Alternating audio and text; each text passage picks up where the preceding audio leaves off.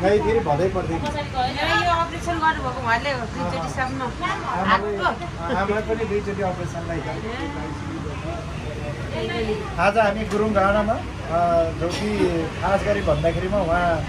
गुरुङ डाँडाको अनर चाहिँ नि हाम्रो शिरबारी दुखुनु हुनुहुन्छ बहिनी र हामी चाहिँ नि आज मैले सोचेँ कि मेरो मम्मीले सानो लगेर के भन्दा आएको यहाँ त ठुलो ठुलो मात्रै छ अनि त्यही विचारले आज गुरुङ गानामा आएको यसैको सिलसिलामा मैले सोचेँ कि मेरो युट्युब च्यानलमा चाहिँ गुरुङ गानाको पनि सानो पब्लिसिटी गरौँ ताकि मसँग भएको जति पनि इन्डिया लाउरीहरू मेरो साथीहरू छन् उनीहरू पनि यो गुरुङ गानासँग जोडियोस् र वास्तवमा यो मार्केटिङ भन्दा पनि हाम्रो माया ममता र सम्बन्धलाई बलियो बनाउनको निमित्त म चाहिँ नि आज गुरुङ गानामा यो किसिमले आइपुगेको थिएँ र खासै धेरै कुरा नभनेर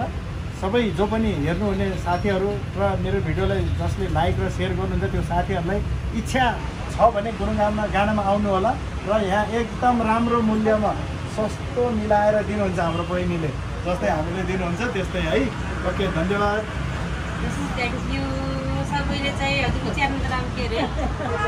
गुरुङ सुनो लेपर गुरुङ सुनो लेपर के अरे गुरुङ सुनो लेपर हजुर लाई चाहिँ लाइक गर्नु सब्सक्राइब गर्नु कमेन्ट गर्नु होला धन्यवाद भयो थ्याङ्क यू